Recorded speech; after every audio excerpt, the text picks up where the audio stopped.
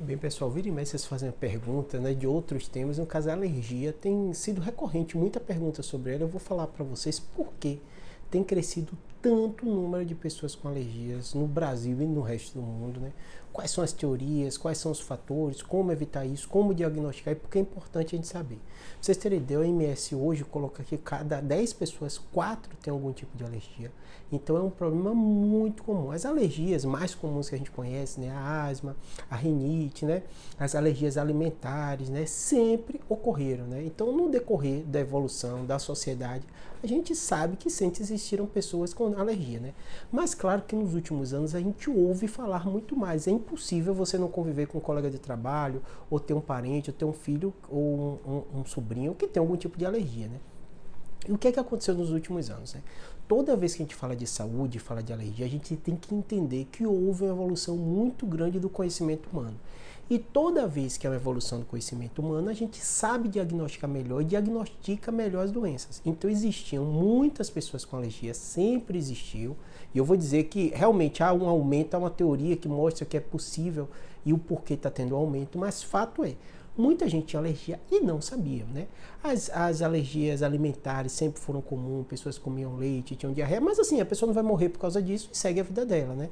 As alergias, as rinite, as asmas sempre aconteceram e muita gente não morria e seguia a vida dela, sem nenhum tipo de tratamento. Então é importante a gente diferenciar de que sempre existiu a alergia, fato, e nunca foi muito bem diagnosticada. As doenças de saúde mental também têm um aumento significativo nos últimos anos, mas também muita gente não era diagnosticada. Esse é o primeiro aspecto para você não confundir, né?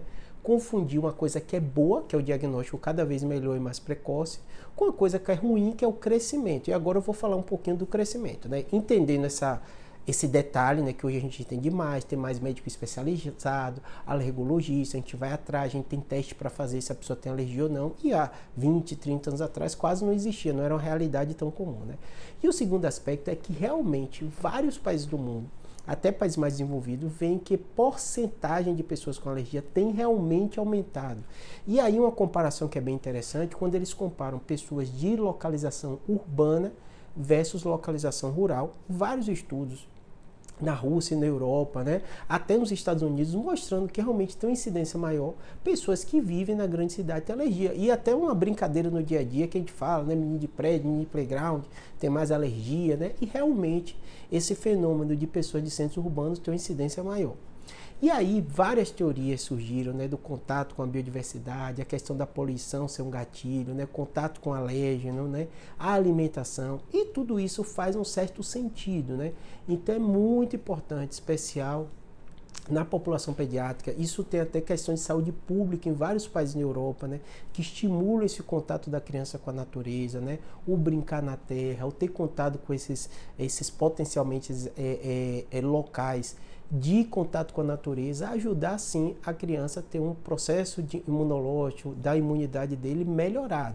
Então é importante, cada vez mais a gente ter percebido isso, e os pediatras têm recomendado, têm orientado, os próprios alergologistas, né? E isso parece ser um certo consenso, né, deste problema, né? O outro problema é justamente essa questão climática que parece também influenciar com o aumento de pessoas tendo alergia. Tudo isso que eu estou falando para vocês são teorias, então não são coisas tão fechadas para a gente dizer com certeza é isso, com certeza é aquilo. E obviamente, né, a gente tem um fator que a gente chama nas alergias, no câncer eu falo isso para vocês também, né, nas doenças cardiovasculares, que elas são multifatoriais.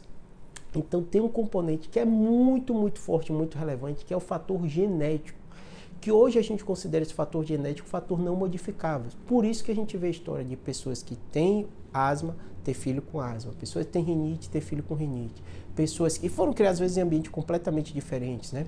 Pessoas que o avô era asmático e tem. Então, o fator genético é muito, muito relevante nas alergias.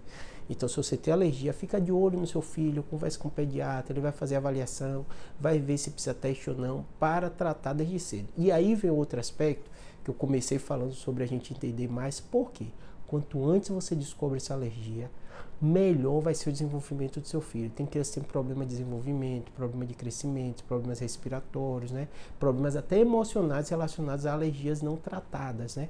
Porque uma criança que tem asma, né, o dia a dia dela é diferente, isso tem um impacto emocional também nela, né? Uma criança que tem rinite também, uma criança que tem intolerância à lactose, qualquer coisa, também o ritmo dela é diferente. Então é muito importante você entender.